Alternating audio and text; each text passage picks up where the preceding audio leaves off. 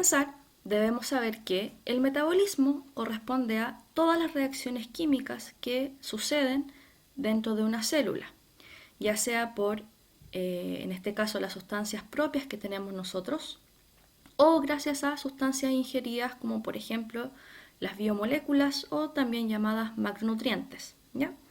El metabolismo es sumamente importante ya que nos permite realizar todas las funciones de nuestro organismo, por ejemplo, ayudar en la respiración, construcción muscular, degradación de grasas, etc.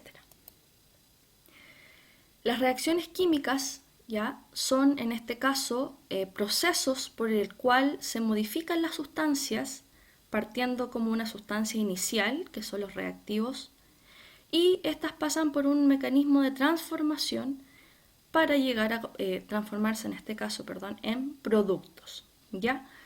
Más que nada es un reordenamiento de enlaces y tenemos al final, en el caso de los productos, moléculas con ordenamiento atómico distinto y que tienen propiedades totalmente distintas a las moléculas iniciales. Por ejemplo, en este caso, una reacción química simple, básica, que corresponde, tenemos inicialmente como reactivos moléculas de CO2 y moléculas de agua. Mediante el proceso de reacción y la participación de la luz solar, tenemos como productos tanto glucosa como oxígeno. Este proceso, esta reacción química simplificada, corresponde a todo el proceso de fotosíntesis, que vamos a ver en algún momento. Para entender además el tema del metabolismo, tenemos que saber que los seres vivos somos una especie de sistema, ¿ya? ¿Pero qué es un sistema? En termodinámica, ya se habla de que los sistemas son ciertas unidades en las que se produce transferencia de energía entre moléculas o entre conjunto de estas, ¿ya? Y los sistemas, en este caso, pueden estar sumergidos en los alrededores o su alrededor, ¿ya? Y puede interactuar o no con este, ¿ya?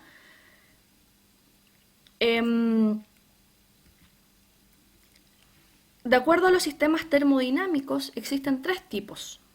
Uno es el sistema abierto, en el cual yo puedo utilizar, o sea, puede ocurrir un intercambio tanto de materia y de energía entre el sistema, que en este caso sería nuestro vaso de agua, con el entorno, que en este caso sería el ambiente. Si este vaso está abierto, ¿sí?, puede en algún momento intercambiar vapor de agua, ya que sería la materia, y con ello también intercambiar energía, que en este caso sería el calor. En el caso del segundo sistema, que es un sistema cerrado, solamente se intercambia energía, y en este caso sería en forma de calor. Ya, como aquí tenemos una tapa, este sistema no puede intercambiar materia porque tiene una limitante física.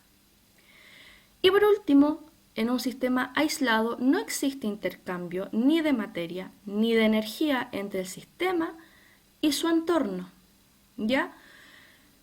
Se dice que los termos actúan como un sistema aislado, pero se dice, más que nada físicamente, que el único sistema aislado totalmente es el universo. Si volvemos un poco atrás, podríamos considerar al universo, ¿cierto?, como todo esto, y en este caso no sabemos qué hay fuera del universo o si tiene un límite, por lo tanto no sabemos si hay un intercambio de materia y energía hacia el otro lado de este. Acá tenemos un ejemplo de un sistema abierto, como en el caso de acá, en donde esta taza, que tiene más temperatura que el resto del entorno, intercambia el vapor de agua, ¿cierto?, que vendría siendo la materia, y en este caso la energía en forma de calor, que acá no se puede observar obviamente, ¿ya? Entonces nosotros, los seres vivos, básicamente clasificaríamos dentro de este sistema, porque nosotros constantemente estamos intercambiando materia y energía con el medio que nos rodea, en este caso nuestro alrededor. Nombré varias veces la palabra energía, pero ¿qué es la energía en realidad? Básicamente es la capacidad que tiene la materia o los cuerpos de producir trabajo, ya sea en forma de un movimiento, en forma de luz, etc. Y la energía se puede clasificar según el estado o posición del sistema involucrado. Y aquí tenemos dos tipos, la energía potencial, que en este caso en donde se puede decir que está la quietud, hay un alto grado de ordenamiento de las partículas, no están en movimiento. En este caso hablamos de partículas de un sistema. Y la energía cinética, que en este caso es cuando se pierde el orden. ¿Ya? Y aquí tenemos, por ejemplo, una pelota que está en movimiento. En este caso podríamos catalogar a la pelota como un sistema. Si la pelota está quieta, contiene energía potencial, pero si ésta comienza a moverse, ya hablamos de energía cinética. Se pierde este orden molecular, por así decirlo. Y la otra forma de clasificar es según el sistema físico en que se manifiesta. Energía eléctrica, lumínica, eólica, energía química, etc.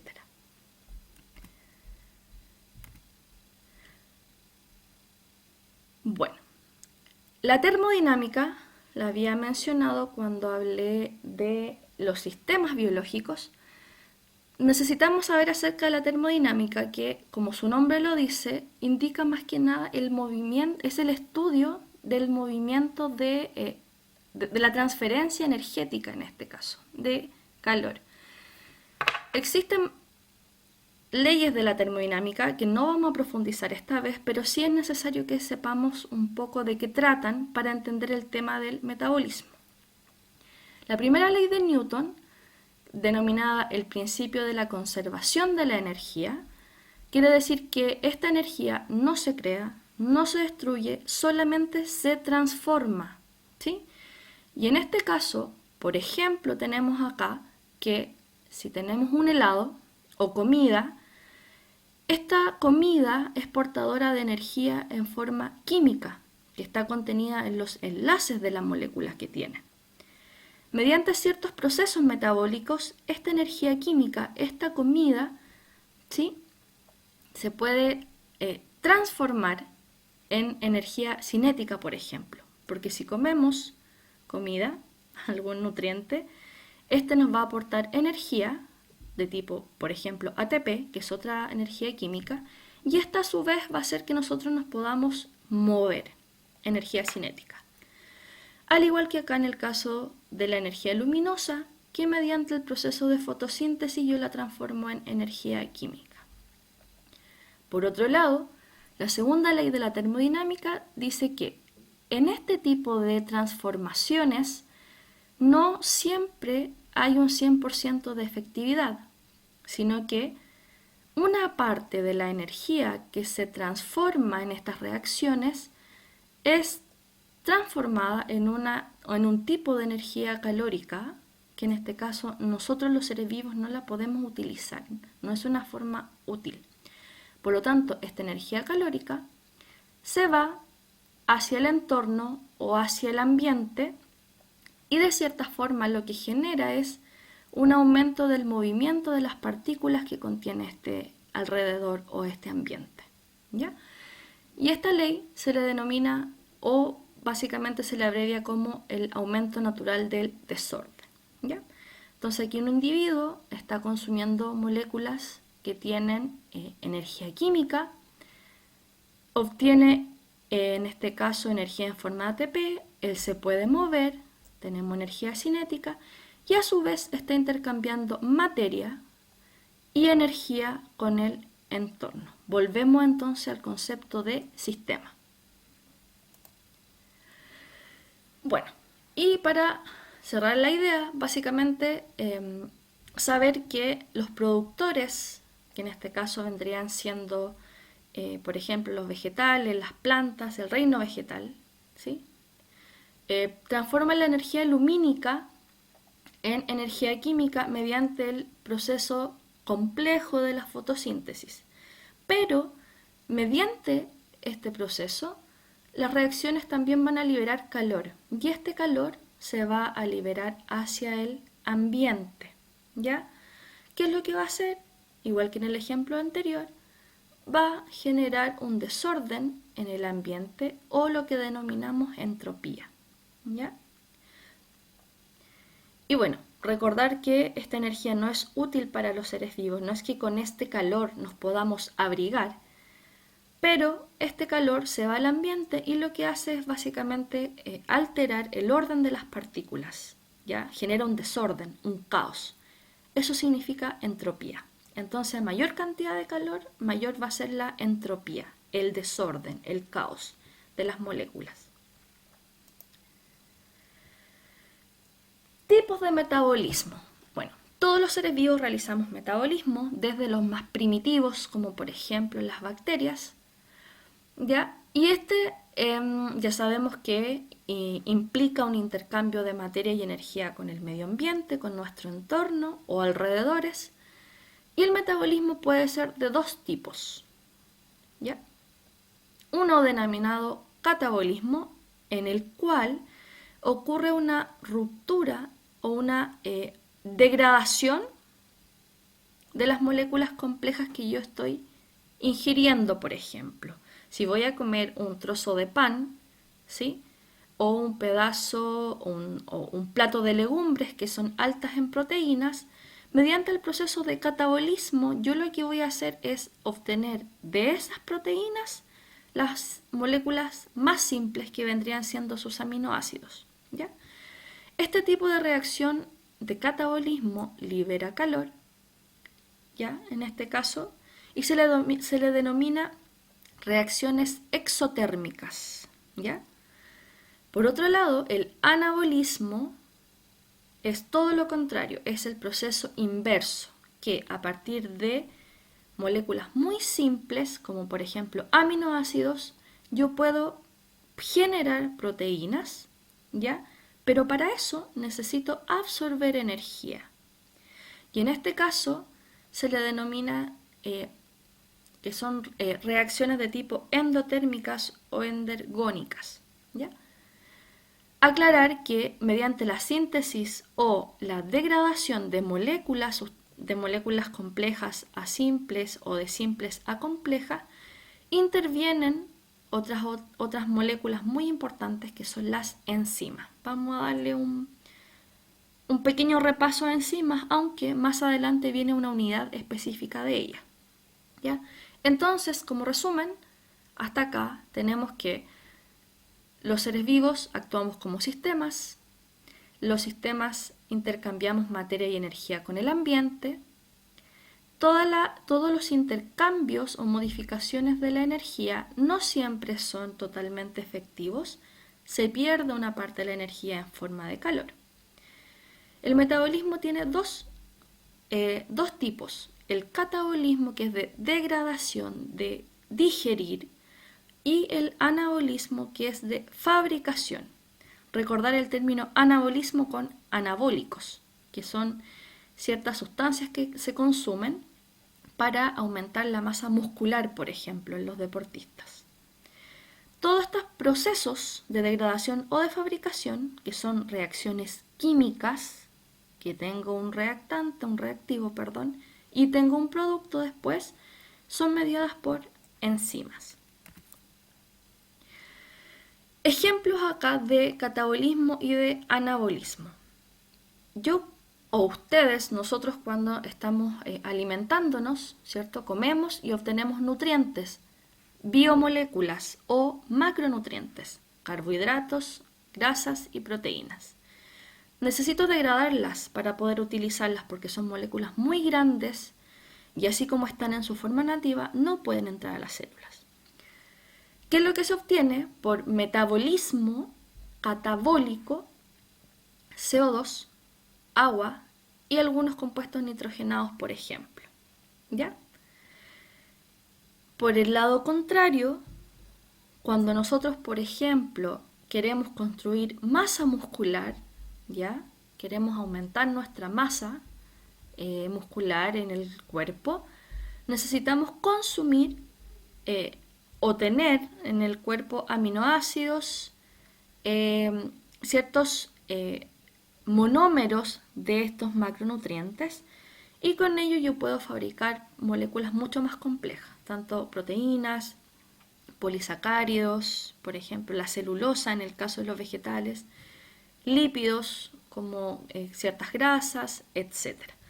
Entonces, el catabolismo va de lo más macro o de lo más complejo a lo menos complejo, y el anabolismo va de lo más pequeño, de lo menos complejo, hacia lo más complejo. ¿Ya? Cuando degrado, cuando rompo, se libera energía, y cuando fabrico, como genero un orden, yo necesito absorber energía. Acá dejé un par de conceptos. Bueno, las enzimas, que son las que son como las mediadoras de estas reacciones químicas para pasar de unos reactivos a los productos, necesitamos que estas moléculas estén participando. ¿Ya? ¿Qué es básicamente la enzima? Son catalizadores biológicos, esta palabra deben haberla escuchado, que aceleran la velocidad de una reacción química. Casi todas las enzimas son moléculas proteicas. Algunas son ribosimas y están formadas por ARN. Las enzimas son más que nada específicas para ciertas reacciones, por lo tanto, si en el cuerpo ocurren 3.000 reacciones químicas en el metabolismo, vamos a encontrar al menos unas 3.000 enzimas específicas para cada reacción en particular. Y dependiendo de la reacción química en las que participen, es el nombre que toman estas enzimas. Estas moléculas van a actuar siempre sobre un sustrato, que también va a ser específico, ¿sí? Ese es como su objetivo, ¿ya? El sustrato. ¿Por qué existen las enzimas? Porque las reacciones químicas no son simples. Como ocurre un reordenamiento de los átomos, si eso ocurriera a temperatura ambiente y sin enzimas, tardarían meses o años en producirse una reacción química. Por lo tanto, no serían compatibles con la vida en este caso de los organismos, ¿ya? Se nos iría la vida tratando de digerir una molécula de almidón, por ejemplo. El esquema que acá les muestro es, bueno, acá esta cadena de 6 átomos podría ser, ¿ya? O 6 carbonos, por ejemplo, mediante una acción enzimática convierte esta molécula de 6 carbonos en 2 moléculas de 3 carbonos. Las enzimas no van a participar en la reacción, solamente son mediadores, ayudan. Y bueno, ustedes en la actividad anterior hicieron un trabajo acerca de las biomoléculas, pero a pesar de que son cosas medias abstractas, ¿ya? Debemos saber que a partir de estas biomoléculas, o también llamadas macronutrientes, nosotros obtenemos la energía para realizar el metabolismo, ¿sí? Para realizar las distintas reacciones químicas de nuestro cuerpo. Y en este caso obtenemos energía tanto de las proteínas, de los carbohidratos y de las grasas. Estas 3 moléculas van a pasar por un proceso de respiración celular, que es como el proceso estrella del metabolismo energético. ¿Y cuál es la finalidad? Básicamente es obtener ATP, esta molécula que es portadora de energía, que uno siempre la está nombrando, que se llama adenosín trifosfato, ¿ya? Entonces, ¿para qué sirven las biomoléculas? Básicamente para obtener energía. Comenzamos entonces con la obtención de energía a partir de los carbohidratos, hidratos de carbono o glúcidos también que les dicen. Y ustedes pueden observar acá frutas, ciertas legumbres, ya masas, papas, etc. Bueno, la glucosa que nosotros ingerimos mediante la alimentación ya debe pasar por un proceso de modificación para extraer la energía de la molécula de glucosa, ya que es muy estable, y esos 6 carbonos, así como están reordenados, en este caso como una hexosa, no nos sirven, la tengo que romper y desestabilizar. Para ello voy a requerir oxígeno, ¿sí? ¿Y qué vamos a obtener producto de esta glucosa? CO2, que nosotros eliminamos mediante la ventilación, agua, que es un agua metabólica, y esta energía que nos importa, que es ATP, ¿ya? La glucosa, en este caso, pasa por una serie de procesos, ¿ya? Estos engloban un macroproceso que se llama respiración celular. Esta respiración celular consta de 2 etapas o 2 tipos de reacciones, más bien 2 tipos de reacciones, que son las anaeróbicas, o sea que no requieren oxígeno, y estas ocurren en el citoplasma celular, ¿ya?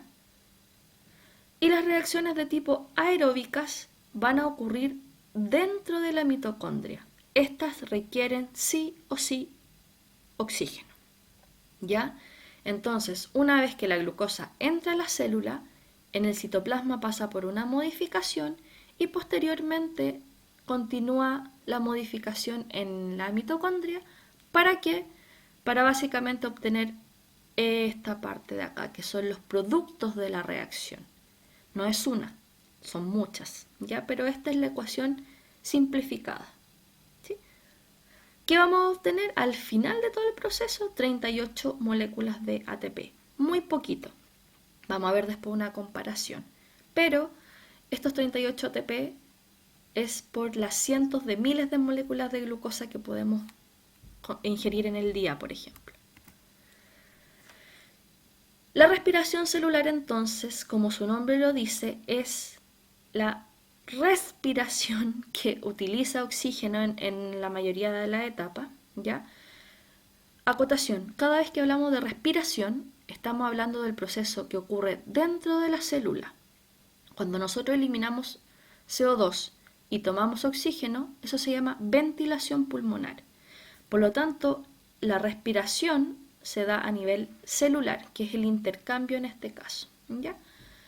Bueno, la primera fase que ocurre en el citoplasma no necesita oxígeno, ya se denomina anaeróbica. Y en este caso, a partir de una glucosa, o sea, nosotros cuando nos alimentamos comemos miles, pero vamos a tomar el ejemplo de una glucosa que tiene 6 carbonos, es una hexosa. Esta va a pasar por todas estas reacciones químicas. Cada flecha que ustedes observan corresponde a distintas reacciones químicas. Si se fijan, cada una de ellas sobre la flecha lleva un nombre. Ese nombre es la enzima que está catalizando esa reacción. Y esa enzima lleva el nombre, en este caso específico, de la reacción o de la modificación que van a hacer. ¿Ya? Se lo veremos en algún momento con más detalle. Entonces la glucosa, que es una molécula sumamente estable, que tiene 6 carbonos, lo que yo hago es transformarla o desestabilizarla, ¿sí? Mediante este proceso de glucólisis, y lo que obtengo al final de todo el proceso, de todas estas reacciones químicas que ustedes ven, son 2 moléculas de piruvato. El piruvato contiene 3 carbonos. Si volvemos al inicio, reconocemos que la glucosa tenía 6 y el piruvato tiene 3 carbonos. ¿Ya? Aquí aplicamos la primera ley de la termodinámica, en que nada se crea, nada se destruye, solo se transforma. Entonces, a partir de una glucosa, yo obtengo piruvato, esta molécula sumamente importante, obtengo ATP, unas pequeñas moléculas que están aquí, ¿ya?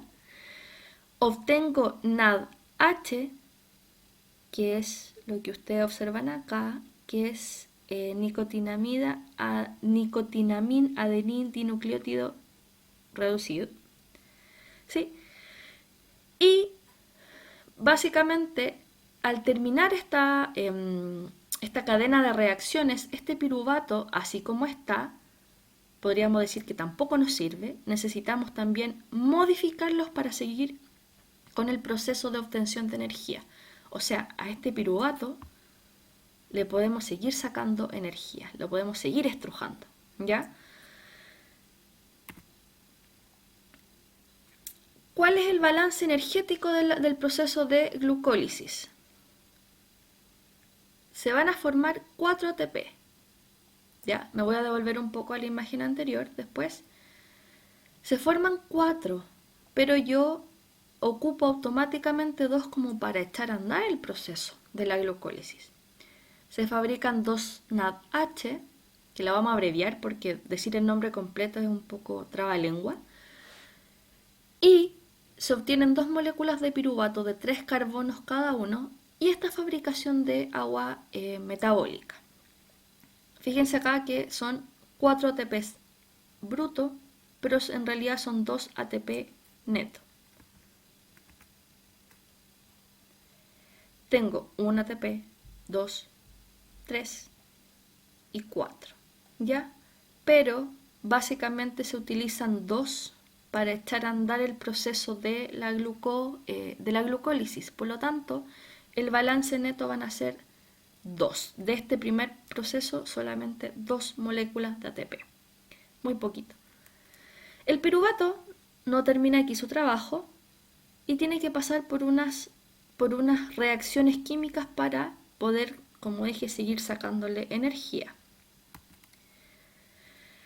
Ahora, hay una vía como alternativa, por así decir, que se denomina fermentación. Esto también es anaeróbico, ¿ya?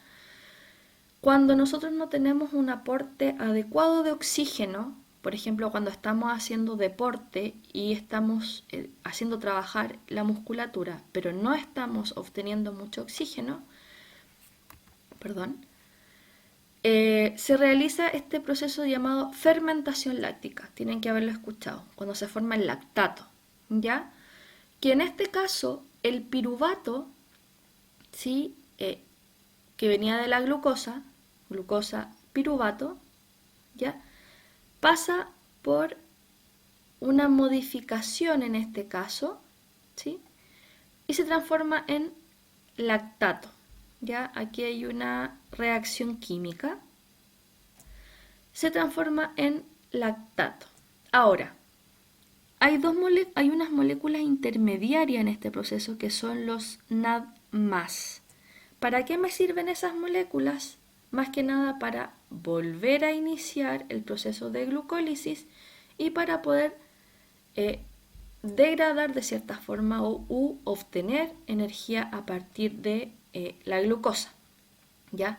Entonces este es como un ciclo que no tiene un fin, en donde la glucosa se transforma en piruvato, el piruvato en lactato, el lactato, ¿sí? Además generó estas 2 moléculas de NADH, vuelven a iniciar el ciclo, de NAD+, vuelven a iniciar el ciclo, etc. ¿Ya? ¿Cuál es el objetivo de esto? Es generar ATP una y otra vez, acá, sin pasar por las otras etapas de la respiración celular, como vamos a ver a continuación, que es el ciclo de Krebs, la fosforilación oxidativa, etc. ¿Ya? Ahora, esta fermentación láctica obviamente se termina cuando yo vuelvo a tomar oxígeno y el músculo se vuelve a oxigenar o determinado órgano en este caso, ¿ya? Esa es una posibilidad. Y la otra es la fermentación alcohólica, que básicamente es lo mismo. El ácido pirúvico, el piruvato en este caso, pasa por una reacción química, ¿sí? Y en vez de generar lactato, genera alcohol, en este caso el etanol. También se van a formar estos 2 NAD, que van a ser los reactivos para fabricar este producto que se llama NADH, que son... que básicamente el NADH, si no lo dije antes, contiene o es portador de energía. ¿Qué quiero decir? Tiene un alto poder reductor, ¿sí? Y puede ceder electrones para otras reacciones químicas o para otros procesos. Por lo tanto, el NADH es una molécula portadora de energía. Y entrando a la parte aeróbica, tenemos la respiración celular. Y en este caso, cuando volvamos al piruvato, glucosa, piruvato, este piruvato, ¿qué es lo que va a hacer? Está en el citosol, citoplasma aquí dando vueltas. Pero como piruvato tal cual no me sirve. Tiene que pasar por otra serie de reacciones. Y en este caso, este piruvato va a entrar a las mitocondrias. Aquí es donde ocurre la mayor parte de la fabricación de energía, en la matriz mitocondrial. Ahí lo pueden ver. ¿Ya? Entonces, este piruvato, en la fase aeróbica que requiere oxígeno, va a pasar por una modificación. En este caso se va a oxidar y va a liberar una molécula de CO2. Antes tenía 3, ¿ya? 3 carbonos. Ahora va a liberar un carbono en forma de CO2 y va a formar esta molécula que se ve acá. Bueno, simplifique un poco la reacción, pero esta molécula es el producto que se va a formar, que es una acetil-CoA o acetilcoenzima A, que tiene 2 carbonos. Esta molécula sumamente importante, recuérdenla bien, es la que va a ingresar al siguiente proceso que se denomina ciclo del ácido cítrico o ciclo de Krebs. En este caso, la oxidación del piruvato, ¿cuál es el balance? No genera ninguna molécula ATP, sí genera NADH, que en este caso contiene energía o puede ceder electrones en este caso. Se van a formar 2 acetil-CoA para entrar al ciclo de Krebs y se va a generar CO2, el que vamos a liberar por la ventilación pulmonar en este caso. Perdón. Seguimos entonces la respiración celular, fase aeróbica. Tenemos este ciclo que ocurre ya en la matriz mitocondrial a partir del acetil-CoA que venía del piruvato y a su vez el piruvato venía de la glucosa. Entonces, esta acetilcoenzima A, si ustedes se fijan, todas estas flechas son reacciones químicas. Pasa por todas estas reacciones químicas, ¿sí? Por cada flecha o por cada reacción hay una enzima específica, ¿sí? Y un producto específico. Y en este ciclo, ¿qué se obtiene? Obtenemos NADH, obtenemos CO2, que en este caso no nos sirve, lo vamos a eliminar como un desecho. Obtenemos una molécula de ATP y obtenemos esta nueva molécula que se llama FADH. ¿Ya? Flavin, adenin, dinucleótido. En este caso, ¿ya? Vamos a decir el nombre abreviado. Ahora, ustedes dirán, ATP, una sola molécula, no es nada. Sí, no es nada, pero más adelante estas moléculas, el NADH, recuérdenlo, y el FADH van a cobrar protagonismo. ¿Qué es lo que ocurre? Un acetil-CoA va a generar todo esto, pero yo tengo 2 acetil-CoA porque tenía 2 piruvatos a partir de una glucosa que tenía 6 carbonos. Entonces, son 2 vueltas completas al ciclo, y en total se van a formar, olviden eso, se gastan, fue un error. Se forman 6 NADH, tenemos 1, 2 y 3. Acuérdense que son 3 por cada acetil-CoA o 3 por cada vuelta. 2 FADH, 1 y 2. Y 2 moléculas de ATP. Recuerden que son 2 vueltas completas. Y vamos a liberar 4 moléculas de CO2. Si hacemos la cuenta desde la glucólisis hasta acá, tenemos 2 ATP más 2 ATP, 4 ATP. O sea, poquitas moléculas energéticas. Pero acá viene la parte que nos va a dar más moléculas energéticas. También es aeróbica la cadena transportadora de electrones en las crestas mitocondriales y la fosforilación oxidativa. El proceso anterior ocurría en la matriz, es como en la parte interna de la mitocondria. Esto ocurre ocurren estas invaginaciones o en estos dobleces de la membrana interna de las mitocondrias. El dibujo se ve difícil, pero no es tanto. Es básicamente acá en donde el NADH y el FADH2 son los protagonistas. ¿Qué es lo que va a ocurrir? Van a pasar por estas proteínas, básicamente, o estas proteínas lo que van a hacer va a ser deshidrogenar, por ejemplo, el NADH, y yo lo que voy a obtener son protones libres, ¿ya? Aquí ocurre una especie de oxidación, ¿ya? Se liberan protones, se liberan electrones, ¿ya? Y lo que van a hacer estos electrones, de ahí el nombre cadena transportadora de electrones, van a ir pasando de proteína en proteína, las cuales están en la matriz, perdón, en la membrana mitocondrial interna. ¿Ya? ¿Qué es lo que va a ocurrir? Cuando yo hago circular estos electrones con carga negativa, va a hacer que estos protones que están quedando acá en la matriz de la mitocondria comiencen a pasar hacia el espacio intermembrana, ¿ya?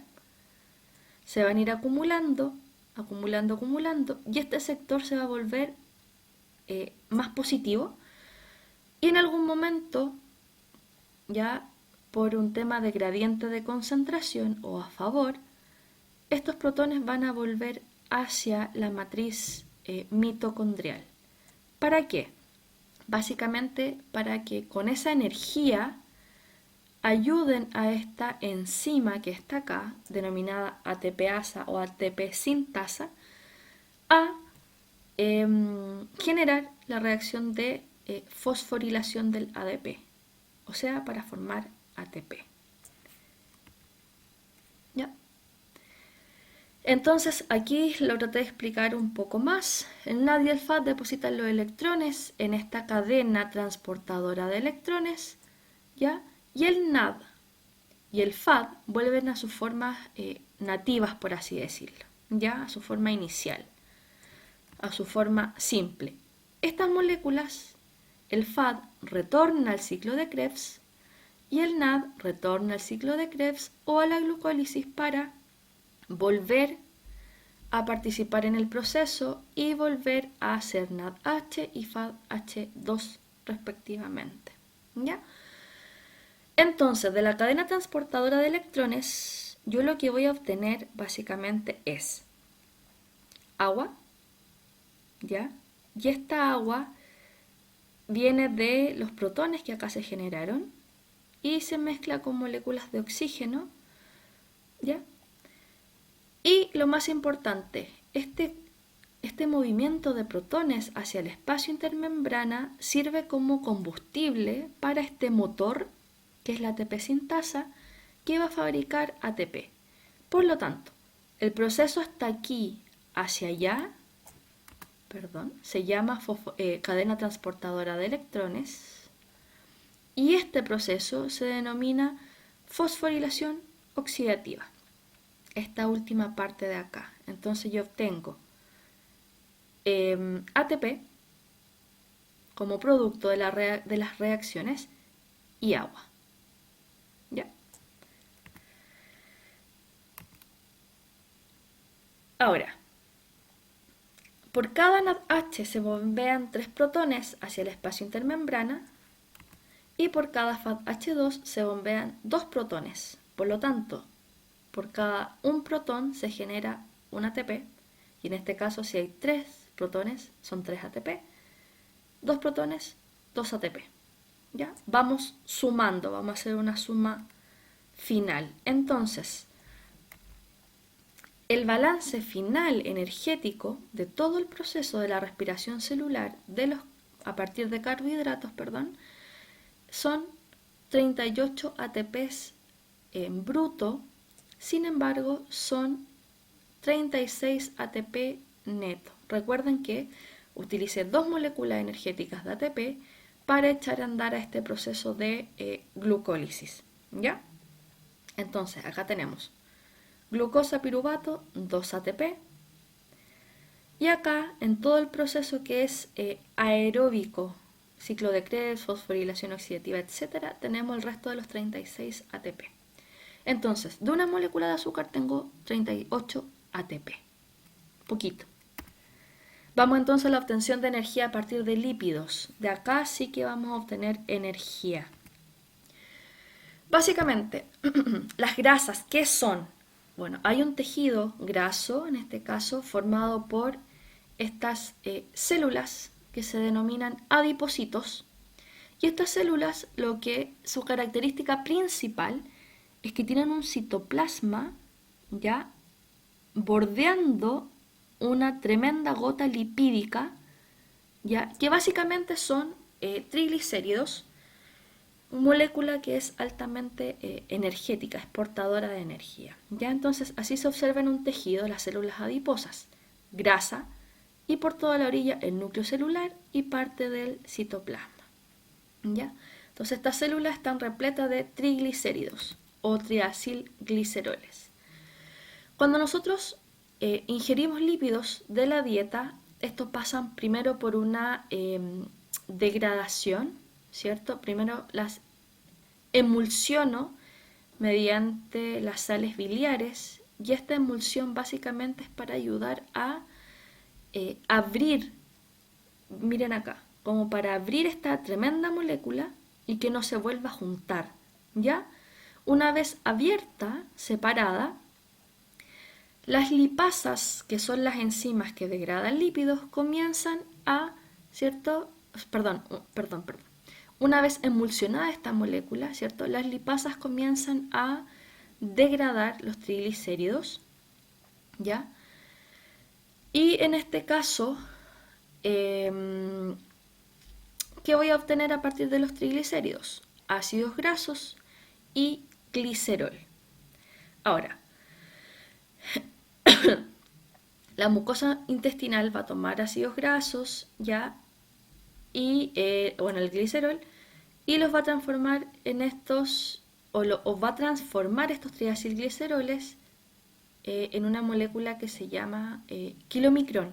Son enormes y además estas contienen colesterol, ya como pueden ver acá. Entonces estas se van a transportar por el torrente linfático, ahí está la importancia, ¿ya?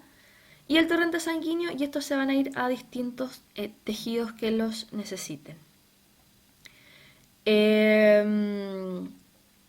Bueno, ¿cuál es la finalidad de digerir los lípidos? Es que yo necesito, no el triglicérido en sí, básicamente lo que yo necesito es el ácido graso y el glicerol por separado, ¿ya? Entonces, estas moléculas tienen que entrar a las células para que yo las pueda utilizar, al igual como utilizábamos la glucosa.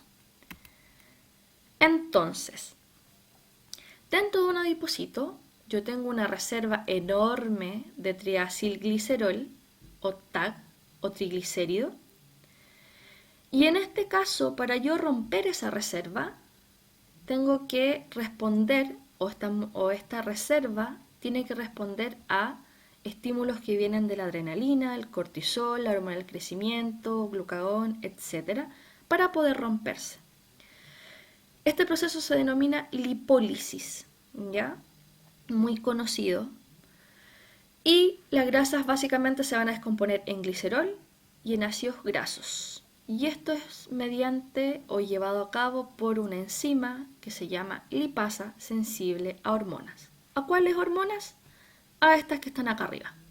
Entonces cuando nos estresamos y aumenta el cortisol, yo empiezo a degradar grasas. O en aumento de adrenalina, por ejemplo cuando estamos haciendo deportes, ¿ya? Aumenta el flujo sanguíneo, aumentan las contracciones cardíacas y eso hace que esta adrenalina suba en el sistema, en este caso en el torrente sanguíneo, llegue a los tejidos y comienza a sacar estas reservas de grasas. ¿Para qué? Para obtener energía. Ahora, una vez que se genera esta lipólisis, el ácido graso va a salir de la célula, pero para poder transportarse hacia todo el cuerpo necesita ir acompañada de este transportador, de este vehículo, que se llama albúmina sérica o albúmina de suero. Y ahí se va el músculo, el corazón, etc. Dato: la insulina inhibe a esta hormona. Por lo tanto, si la insulina está muy alta en la sangre, yo en vez de generar lipólisis, hago lipogénesis, fabrico más grasita. Bueno, los ácidos grasos son sumamente importantes para obtener energía porque tienen una cola de carbono e hidrógeno o hidrocarbonada muy larga. Por lo tanto, a diferencia de la glucosa que tenía 6 carbonos, acá yo puedo obtener más, 16 carbonos por ejemplo, etc. ¿Ya?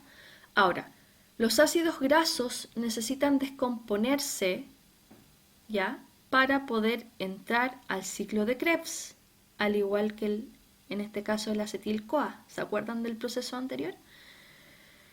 Bueno, los ácidos grasos se activan mediante ciertas reacciones y pasan por este proceso, ¿ya?, que se denomina beta-oxidación, que básicamente es transformar este ácido graso activado en distintas moléculas para llegar a este acetil-CoA. Lo mismo que pasó con el piruvato para llegar a acetil-CoA. Entonces, gracias a la beta-oxidación, tengo acetil-CoA y el destino del acetil-CoA es entrar al ciclo de Krebs, a estas dos vueltas, ¿se acuerdan? Bueno, moléculas intermediarias formadas, NADH y FADH, van a ir al transporte o la cadena transportadora de electrones. ¿Para qué? Todo esto para fabricar ATP, exactamente igual como ocurrió en el caso de los carbohidratos, ¿ya? Ahora, tenemos acá entonces los TAC o triacilgliceroles que venían de las grasitas, de los aceites, ¿ya? Se transforman en ácidos grasos, pasan al torrente sanguíneo, ¿cierto? Y mediante la beta-oxidación en las células, por ejemplo, musculares, yo lo voy a transformar en acetil-CoA y este acetil-CoA a su vez va a entrar al ciclo de Krebs, igual que el acetil-CoA que venía de la glucosa, y se va a generar NADH, FADH2 y GTP, que es un equivalente energético al ATP. ¿Ya? Todo lo demás es exactamente igual. Digo, el ciclo de Krebs o ácido cítrico, la cadena transportadora de electrones y la fosforilación oxidativa es igual que la vez anterior, por eso no las voy a colocar acá. ¿Qué es lo más importante? El balance energético. Tenemos más energía. Por ejemplo, si tomamos un ácido graso cualquiera, que podría ser el ácido palmítico, este tiene 16 carbonos, no 6 como la glucosa. Por lo tanto, a partir de esa molécula y la beta-oxidación y todo lo demás, yo voy a obtener 108 moléculas de ATP por una molécula de ácido palmítico. Ahí está la gran diferencia entonces entre la glucosa y las grasas para obtener energía. Se obtiene más energía desde las grasas o desde los lípidos, ¿ya? Finalmente vamos a la obtención de energía a partir de las proteínas. La digestión, o sea, cuando ingerimos proteínas en forma de carnes, en forma de legumbres, en forma de ciertas verduras, por ejemplo, ya tienen que pasar por un proceso de digestión y esto ocurre gracias a esta enzima que se llama pepsina, que rompe estas proteínas enormes, las va convirtiendo cada vez más chiquititas. Acá tenemos las otras enzimas, no voy a ahondar en el proceso, pero cada vez de estas cadenas enormes lo que vamos a obtener al final son los aminoácidos libres o dipéptidos y tripéptidos, o sea, 2 aminoácidos y 3 aminoácidos. ¿Para qué? Estas son las moléculas que van a ser utilizadas como combustible directamente, no en sí la proteína completa. Son los aminoácidos, ¿ya? Estos se van a trasladar a los capilares sanguíneos y van a llegar a una determinada célula objetivo, Ahora, a diferencia de la glucosa y de los lípidos, los aminoácidos no se pueden almacenar, no tenemos reservas. La única reserva, por así decirlo, podría ser el músculo, en este caso serían proteínas, ¿ya? Y las proteínas tienen un grupo amino en su estructura química, por lo tanto son mucho más difíciles de degradar, de descomponer. Ahora, la oxidación completa de los aminoácidos, que es la molécula que nos importa, ocurre en ciertas situaciones. Por ejemplo, en el caso de la diabetes, cuando baja mucho el azúcar o la glicemia, yo lo que empiezo a degradar es el músculo para obtener proteínas y para obtener, por ende, aminoácidos.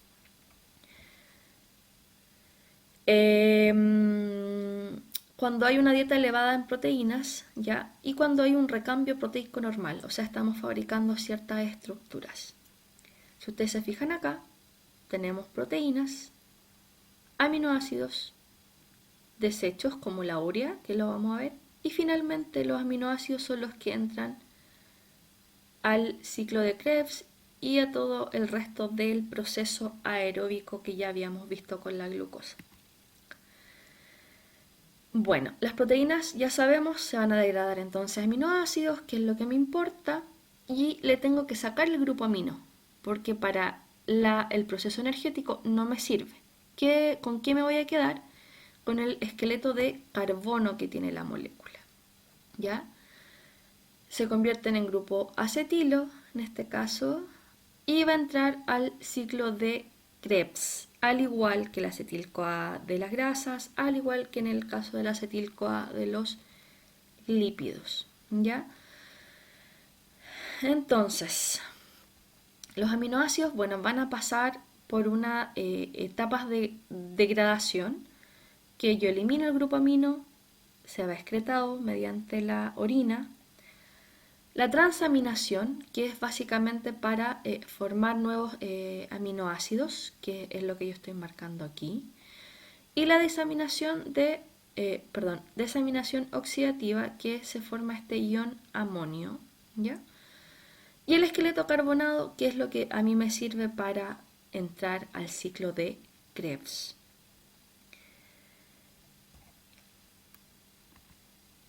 En conclusión, y para cerrar toda la idea de metabolismo, tanto los aminoácidos de las proteínas, los lípidos y otros carbohidratos que no sean necesariamente glucosa, se pueden convertir en distintos intermediarios de la glucólisis y el ciclo de Krebs, como ustedes están viendo aquí. ¿Ya? Esto permite que entren a la vía de la respiración celular, pero en distintas etapas o en distintas ventanas.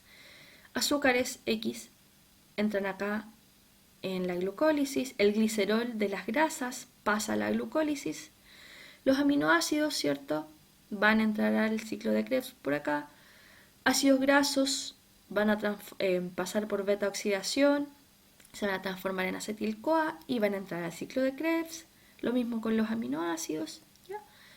Entonces, las tres biomoléculas, carbos, lípidos y proteínas, sirven como fuentes de energía y los podemos obtener mediante la dieta. ¿Qué se produce acá entonces? NADH, FADH2 y ATP. Y esto básicamente es energía para nuestras reacciones del organismo, para todas, absolutamente todas. Bueno, eso ha sido todo, espero les haya gustado la clase y cualquier duda nos pueden consultar vía plataforma. Gracias.